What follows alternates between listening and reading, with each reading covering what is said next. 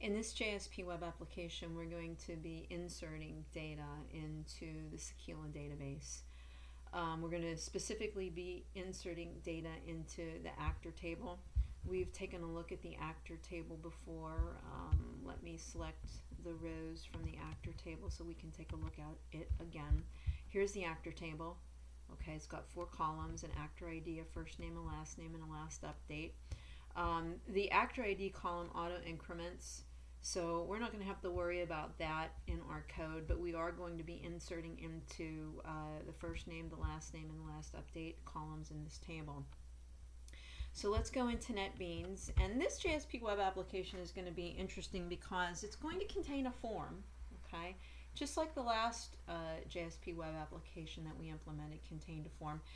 But the form and all of the Java code to interface with the database are going to be contained within the same JSP. In the previous web application we created, the form was separate from the database logic code. We had 2 JSPs, one for the form and another for the interface logic and the display logic. In this JSP web application, the form and all of the database logic are going to be contained within the same file. Okay, so it's a pretty interesting web application. So let's get started. I'm going to name this web application insert data.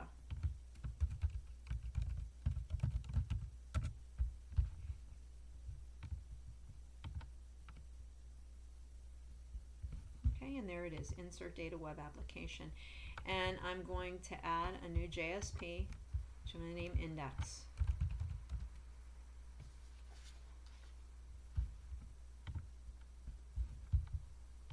Okay, I'm going to delete the HTML file. And before I forget, I'm going to add the MySQL connector Java jar file because we're going to be inserting data into the database. We need to make sure we add the connector J. Okay. I'm going to change the title and the heading 1 elements to inserting data into a database.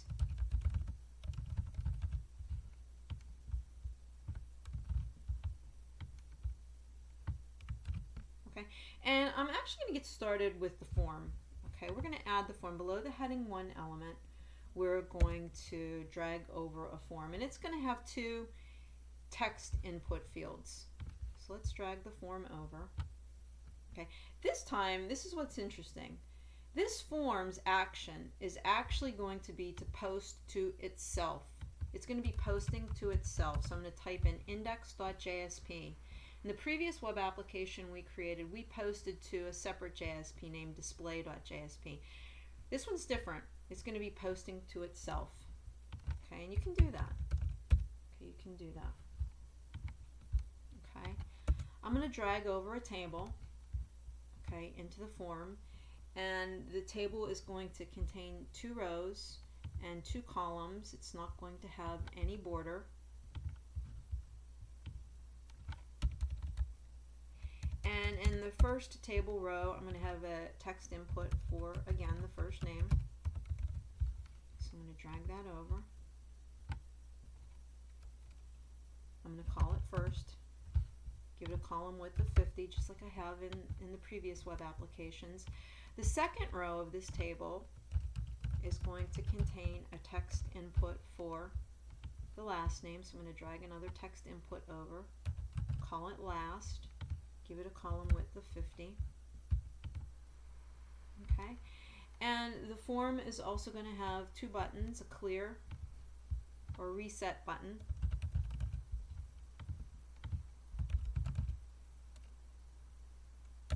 And a submit button.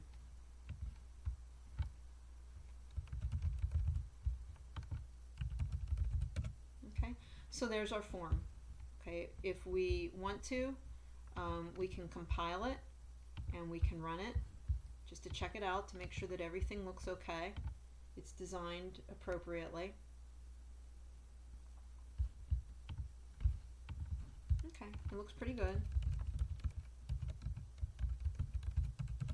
Clear, but we can submit actually. We can, but nothing is happening. Okay, Notice the difference. I pushed on the submit button and we didn't get an error this time. Well, that's because we have implemented the index.jsp, right? We've implemented it, but we're not doing anything yet other than displaying the form, okay? So let's go back into NetBeans and let's add the logic, okay, to interface with the database and connect with the database, okay? Prepare our insert statement and process the insert statement. So again, I'm going to copy and paste code from our previous JSPs that I know we need to have, okay, in this JSP. So I'm going to go back to the display.jsp. I know we need to import the java.sql package, and I know we need to force the class for the MySQL driver to load into the page. So I'm going to copy those 2 lines of code at the top of the JSP and paste them here. Now, something else we have to do in this JSP is we have to use the date class, which is in the java.util package. So I'm going to have to include another import statement at the top of this file. Okay, and I'm going to import the java.util date class. This time I'm just going to import that class. Okay, I'm not going to do a star after java.util. I'm just going to import the date class. Okay. Now, above the form and below the heading 1 element is where I'm going to include my Java code. And again, I'm going to be implementing an actor class. So my JSP element has to start with the exclamation mark. The start tag has to start with the exclamation mark. Okay. Because I'm going to be implementing another actor class. And as a matter of fact, what I'm going to do is I'm going to go over and I'm going to copy and paste that actor class that I had previously implemented, okay, right here into this file. And I'm going to make some updates to it. Okay, so let me go over and copy my actor class from the previous JSP, not all of the code, just the actor class.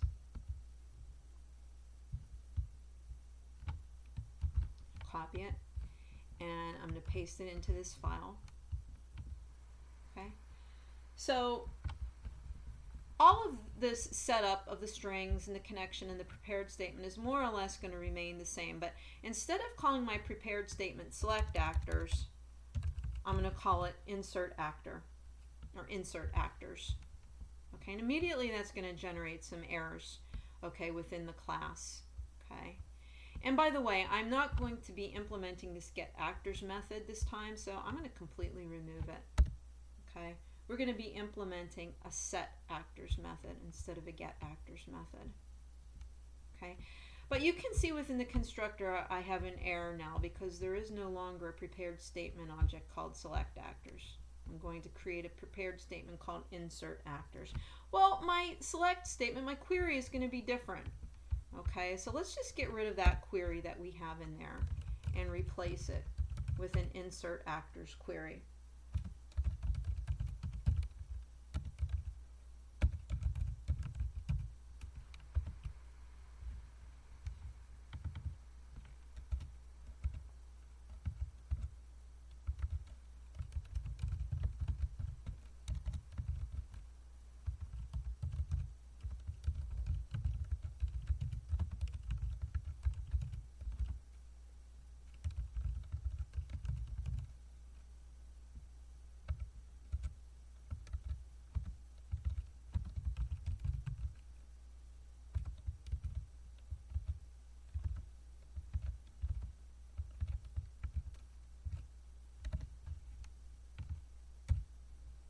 Okay, so there's my insert statement. I'm inserting into the actor table. It's specifically into the columns, first name, and last update. And I see I have an error here. I need to include a right paren in my insert statement. And I need to spell last update correctly. Okay, and then the values, and these are all placeholders. Question mark, question mark, question mark. Well, first name and the last name that I insert into the table are going to be the first name and the last name that are input into the form.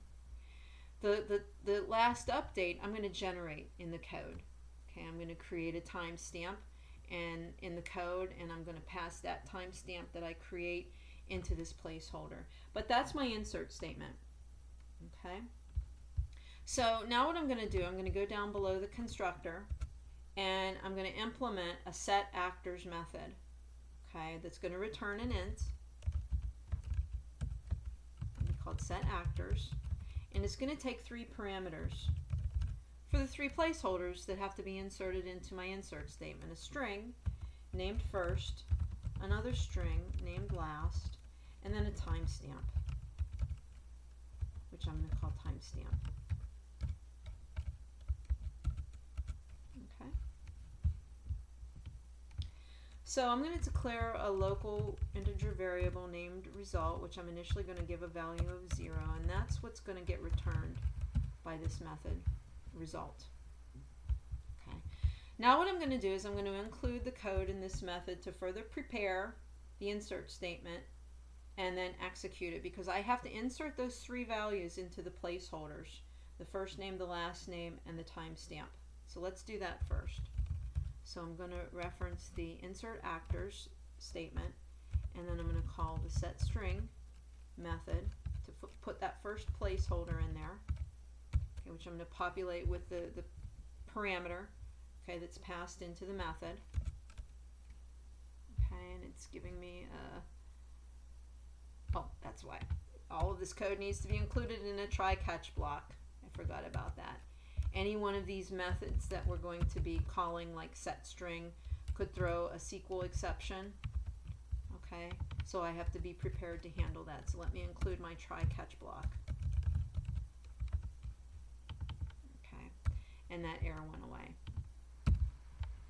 Okay, so I'm going to set the second string.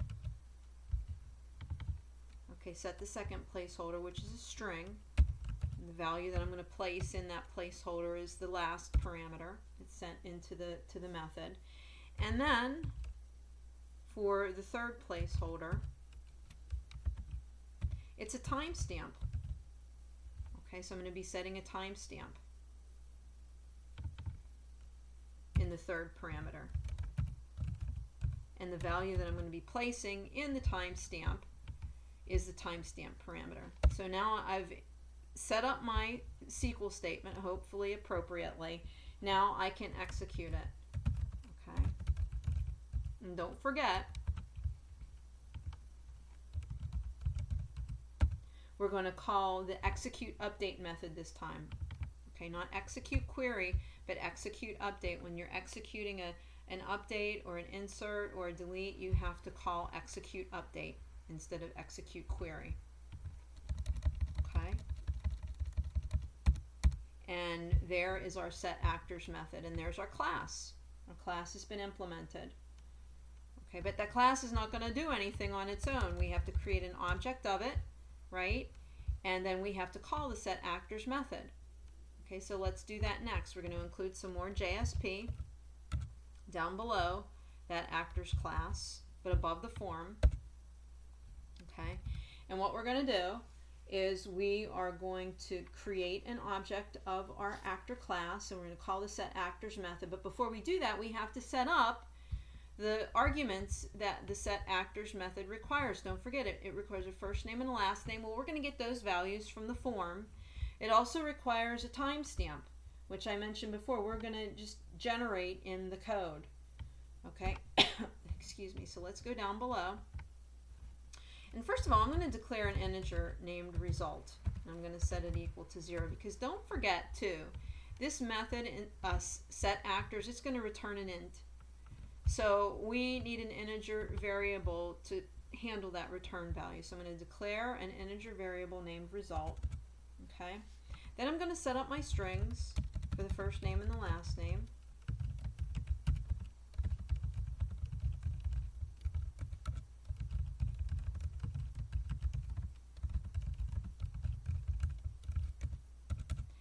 And then I'm going to get the values from the request parameters for the first name and the last name, and I'm going to assign them to these strings, just like I did in the previous web application that we worked on. So I'm going to have some if conditions to check first.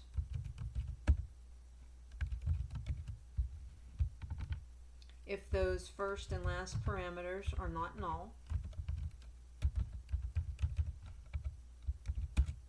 and if If they're not, then I'm going to set their values into these strings that we've created. Do that for the first name and for the last name.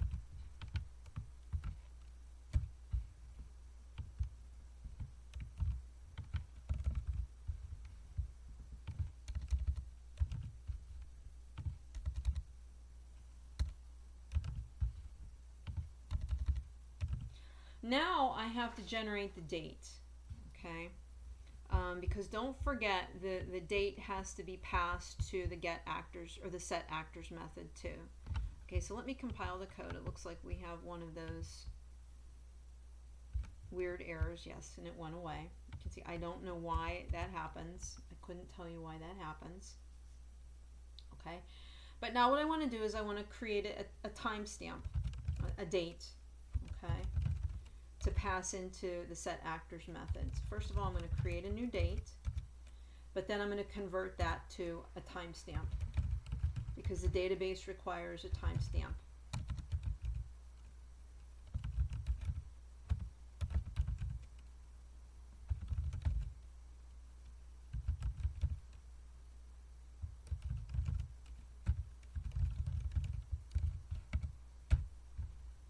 Okay. So there is the code to set up the values that the set actors method needs. There's our first name, there's our last name, and there's our timestamp. So now I can create an object of my actor.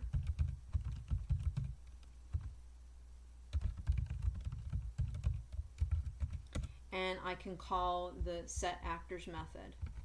And don't forget, it's going to return an integer. So I'm going to assign the return value to the integer variable we declared, result.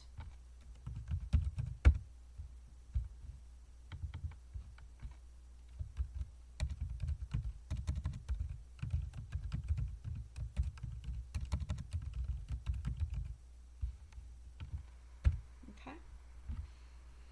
So we have our form all within one JSP. We have our form. Okay, we have this class at the top that we've created that's going to connect to the database for us. It's preparing our statement, our insert statement. It's got a method where it further prepares the insert statement. It dynamically updates the values that the insert statement requires. It executes the statement. It returns success or failure, 0 for failure, 1 for success. And then we have our Java code down here where we're setting up the variables that we need from the request parameters and the timestamp and whatnot. We're setting up those variables, and then we pass them to the method. Okay? So, I mean, you know, what's going to happen is when the form gets submitted, okay, when we push on the submit button, it's going to post the data to itself. And then this Java code is going to get executed. Okay? So, and we should insert, in theory, we should insert data into the actor table in the Sequila database. Let's compile the code and let's run the file.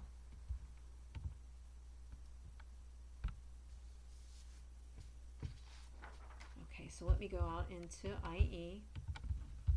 Okay, and I am going to just input a random name.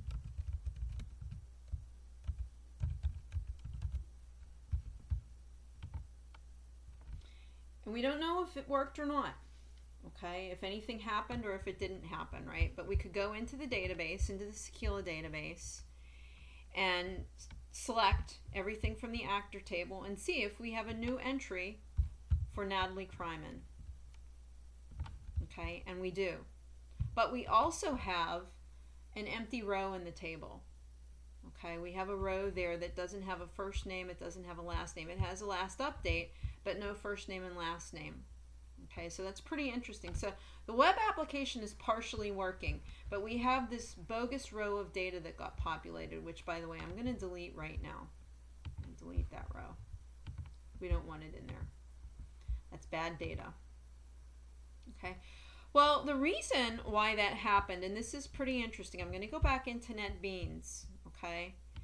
When this page loads, this JSP page loads, this Java code that I've highlighted right now, it gets executed. Okay, it automatically gets executed. Okay, so what's going to happen is the first name, and as a matter of fact, I'll prove it right now. I'm going to set a breakpoint. Okay, this is pretty interesting. I want you guys to understand. I'm going to stop Glassfish. I'm going to stop the web server. I'm going to set a breakpoint, and I'm going to run this file in debug mode. Okay, we're going to debug the file. Glassfish is going to start back up. It's going to take a little time to get it started.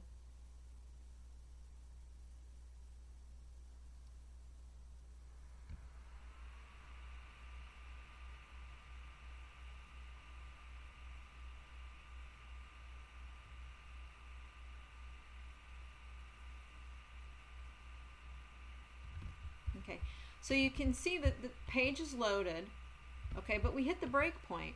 So before the form is even rendered in the page, you don't even see the form yet. Before the form is even rendered in the page, we've hit our breakpoint in our JSP, in our Java code. Not the Java class, but the Java code.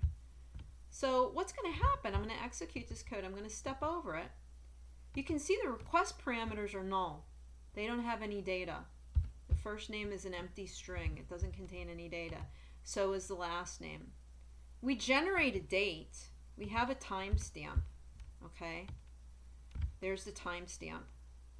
Okay, but then we proceed to create an actor object and call the setActors method, which executes our insert statement. So what are we inserting into the actor table? We're inserting a null value for the first name, a null value for the last name, and we do have a timestamp, but that was the bad data. That was sort of like the empty row in the table that you saw. That's because this Java code is getting executed when the page loads prior to the submit button being pushed. Okay, well, we can correct that. Let me stop. Let me remove that breakpoint. Let me stop Glassfish. And let's make some changes to this Java code. And this is pretty interesting. What we can do is we can check in the request parameters, we can check to see the status of the submit button. Okay, the submit button is an element in our form just like these text inputs were. It has a name, okay, and we can check to see if its value is equal to null or not. If the submit button hasn't been pushed, then its value is going to be null. If it has been pushed, then its value won't be null. So what we can do in our Java code, okay, right below where we're declaring this integer result, we can put another if condition in that checks to see if the request dot get parameter. This time we're going to check for the submit parameter.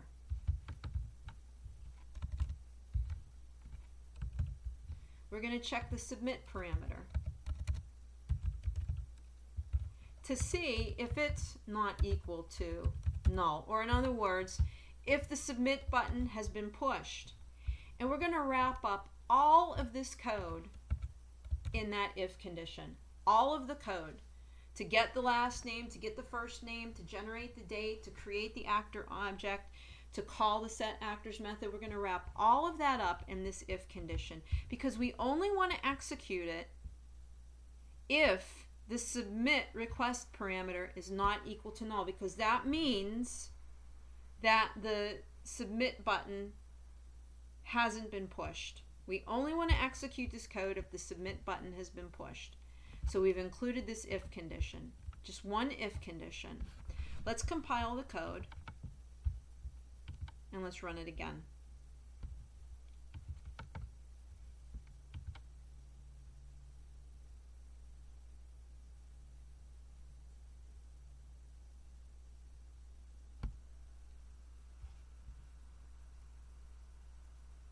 Glassfish is starting up. It takes a little while.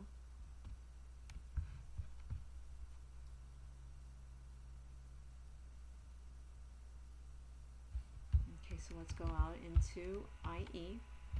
Okay, and there's our form.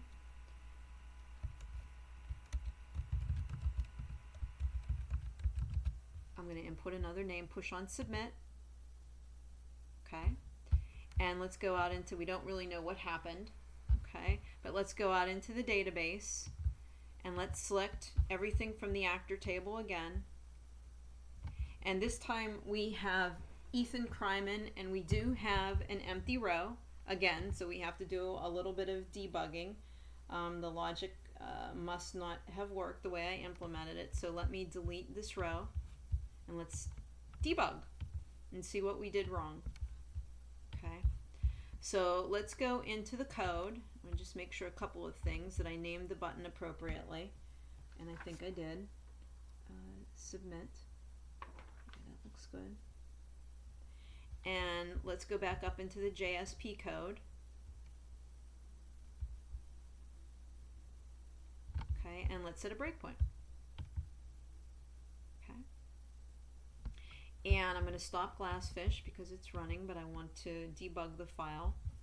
So let me debug the file.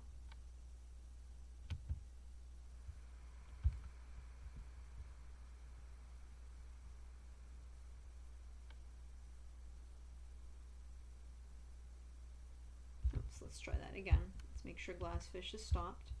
Yep, and we'll try that again. Let's debug the file.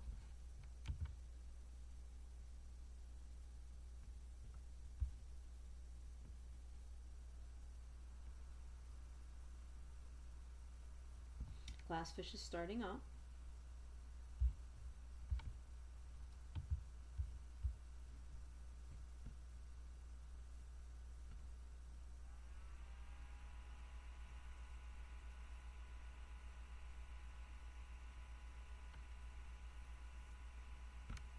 Okay, so the page hasn't loaded yet.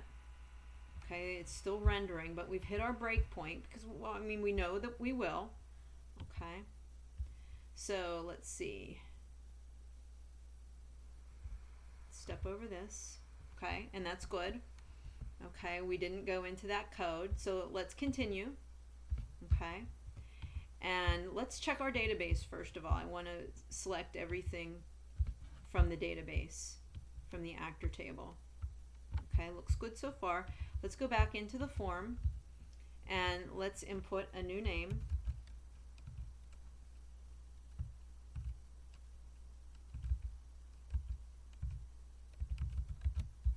And let's submit again. We hit our breakpoint. Okay, and let's step over the code again. And this time we should read in our first name and our last name parameters, our date,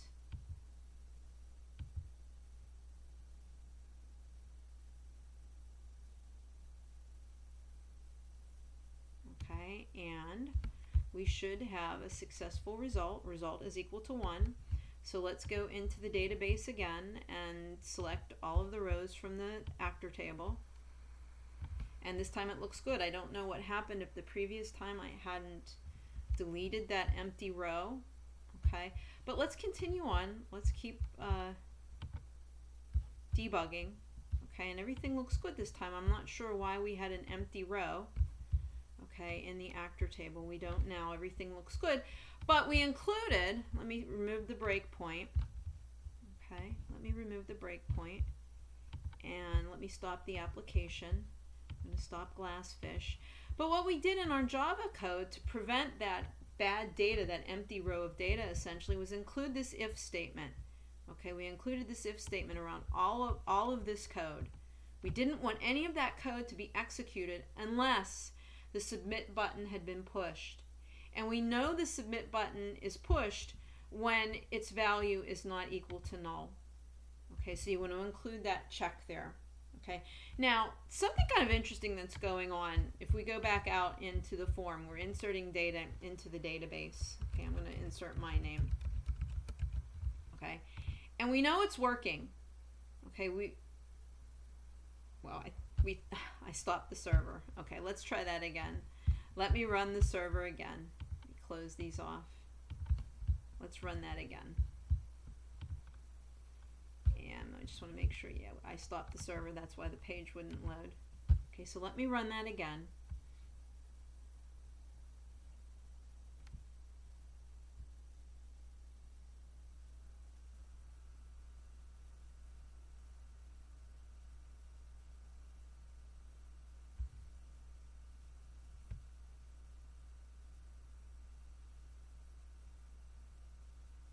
Okay, so there's our form.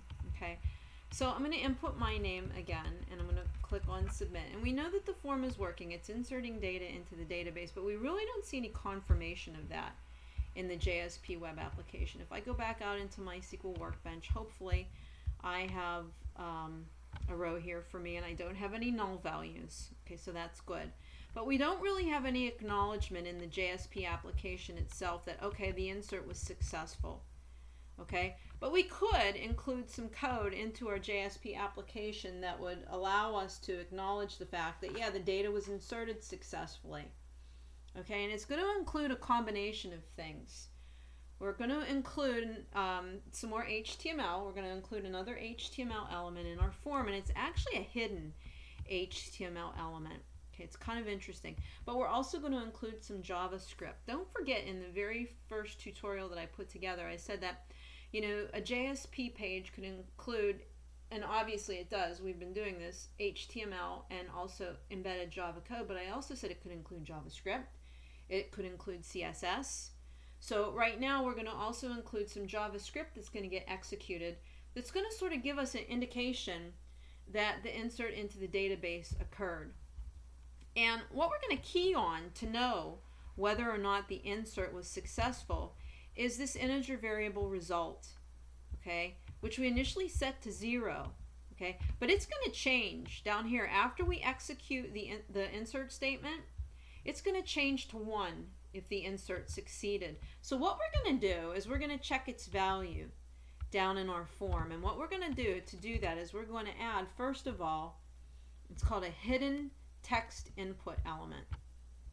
Okay, it's going to be hidden, and we're going to name it hidden. Okay, whoops. We're going to name it hidden. It's going to be a hidden text input element.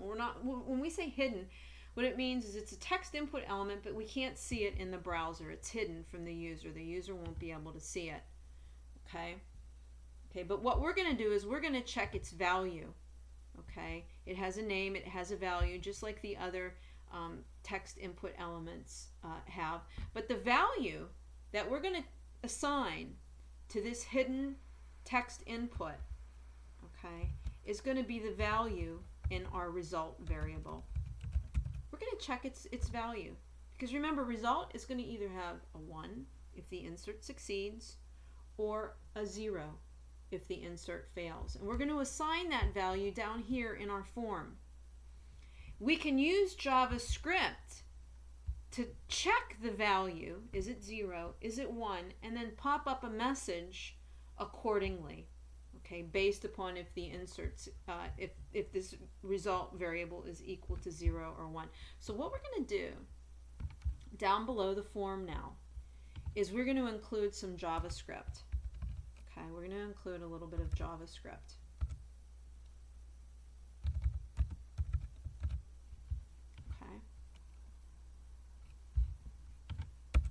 So first of all, I should include the script, JavaScript elements.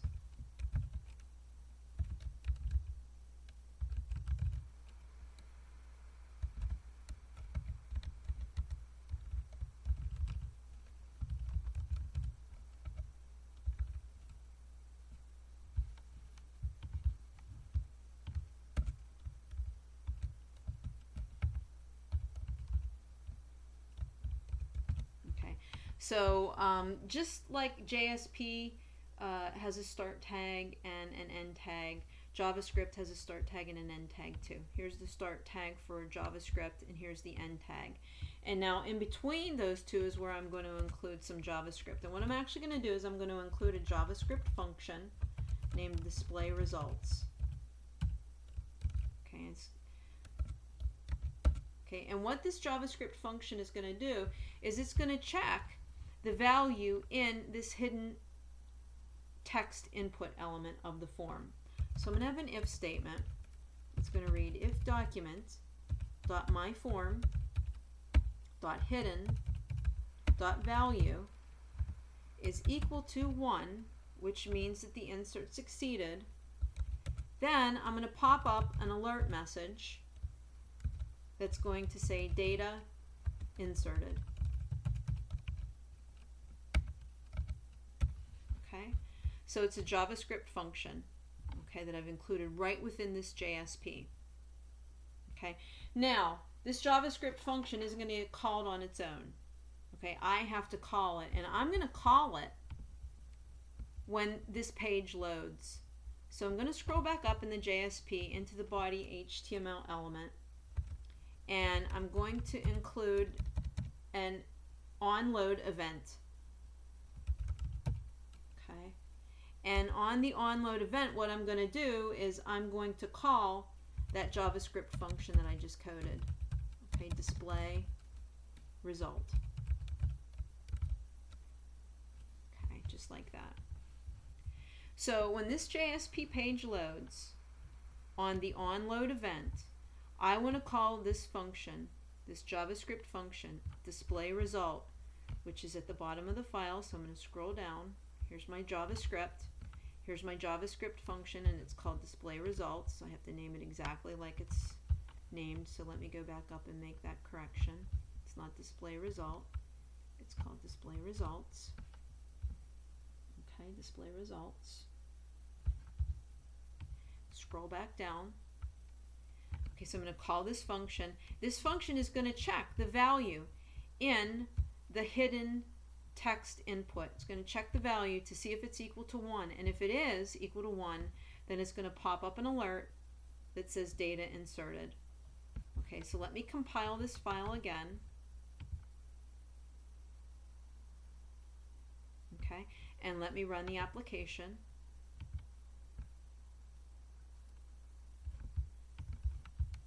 Okay, and let's see how it goes.